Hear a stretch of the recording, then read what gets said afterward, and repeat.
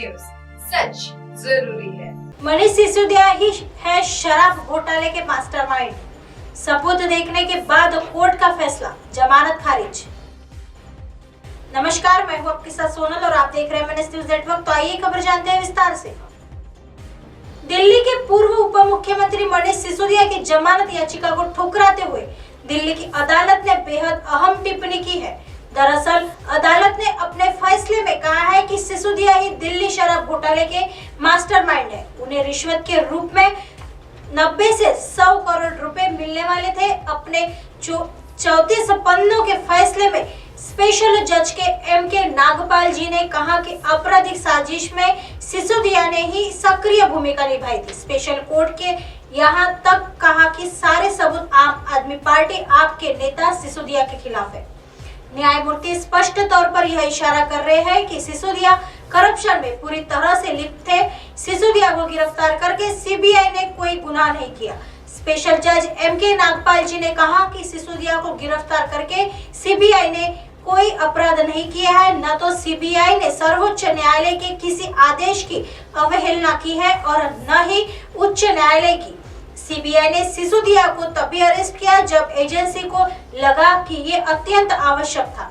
34 page के अपने फैसले में विशेष अदालत ने कहा कि वो सिसोदिया को छोड़ने नहीं जा रही है। अदालत को लगता है कि सिसोदिया को जमानत मिली तो वो बाहर जाकर खेल कर सकते हैं। वो सबूतों से छेड़छाड़ करने के साथ मामले से संबंधित महत्वपूर्ण कड़ियों को पूरी तरह से प्रभावित कर सकते हैं। अदालत का कहना था कि वो 26 फरवरी को गिरफ्तार हुए थे। अभी तक सीबीआई ने मामले की जांच पूरी नहीं की है, लिहाजा सिसोदिया को नहीं छोड़ा जा सकता। शराब घोटाले में मनीष सिसोदिया ने तोड़े नियम। Justice M.K. नागपाल जी ने अपने फैसले में कहा कि दिल्ली का शराब घोटाला बड़े स्तर पर आम जनता को प्रभावित करता है। शराब नीति को बनाते वक्त मनीष सिसोदिया ने इस बात का ध्यान नहीं रखा कि ये बहुत सारे लोगों से जुड़ा है। न्यायालय का कहना था कि ये घोटाले आर्थिक अपराध की श्रेणी में आता है।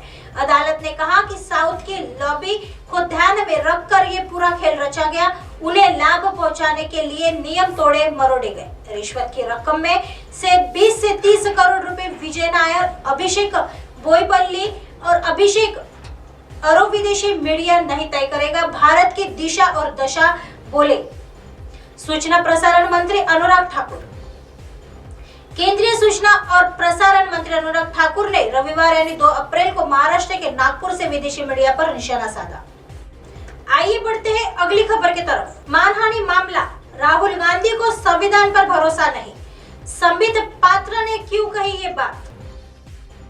केंद्र की सत्ताधारी पार्टी भाजपा ने कांग्रेस नेता राहुल गांधी के आज सोमवार यानी 3 अप्रैल को सूरत जाने को लेकर निशाना साधा है। भाजपा ने कहा है कि कांग्रेस पार्टी अब सूरत में नौटंकी करने जा रही है। राहुल गांधी को देश के संविधान पर विश्वास नहीं है। बता दें कि राहुल गांधी आज सूरत पहुंचकर मानहानि मामले में अदालत के फैसले के खिलाफ अपील करने वाले हैं। भाजपा के राष्ट्रीय प्रवक्ता संबित पात्रा ने कोलकाता में मीडिया से मुखतिब होते हुए कहा कि गांधी परिवार देश में अपने लिए एक अलग कानून चाहता हूँ।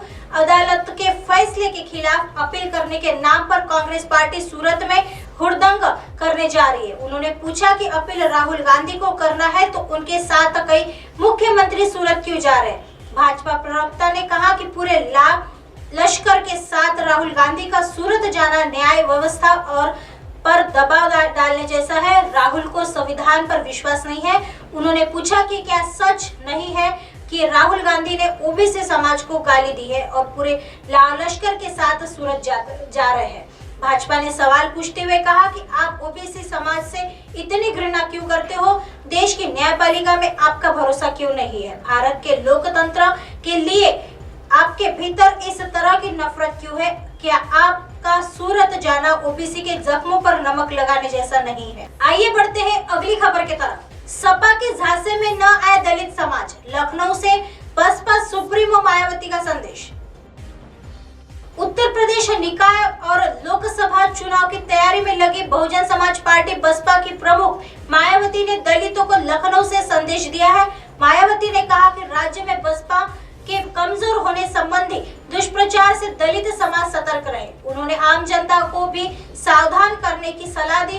मायावती ने रविवार यानी 2 अप्रैल को बसपा को प्रदेश इकाई के वरिष्ठ पदाधिकारियों और सूबे के सभी 75 जिलों के पार्टी अध्यक्षों की विशेष बैठक में विरोधी पार्टियों पर बसपा को कमजोर करने के लिए दुष्प्रचार करने का इल्जाम लगाया। हालांकि इस दौरान मायावती ने अतीक अहमद की पत्नी शाइस्ता परवीन मामले में कोई बात नहीं की। बसपा सुप्रीमो ने कहा कि विरोधी दल उत्तर प्रदेश में बसपा और कमजोर करने के साथ साथ दलितों को भ्रमित करके उसने पार्टी आंदोलन से अलग करने की साजिश रचते हैं और मीडिया के जरिए दलित वोट बैंक में दरार पड़ने की विशैली व घिनौनी खबरें प्रचारित व प्रसारित करते रहते हैं। हालांकि इन खबरों में रत्ती भर भी असलियत नहीं होती है। मायावती ने कहा कि इसलिए बहुजन समाज को, विशेषकर दलित समाज को विरोधी पार्टियों के ऐसे दुष्प्रचार व इसी तरह के अन्य हथकंडों से खुद भी सजग रहना है और दूसरों को भी आगाह करते रहना है। उत्तर प्रदेश की पूर्व सीएम मायावती ने समाजवादी पार्टी सपा पर हमला बोलते हुए कहा कि सपा की जोड़तोड़ और छलावे की घिनौनी राजनीति चलने वाली नहीं है। दलित और अति पिछड़े तो पहले ही सपा से बहुत सजग व सतर्क है। अब मुस्लिम समाज भी सपा के छलावे, बहकावे और झांसे में आने वाला नहीं है। ऐसी खबरें फिर लेके आएंगे इसी समय इसी जगह। तब तक देखते रहिए MNS न्यूज नेटवर्क। नमस्कार।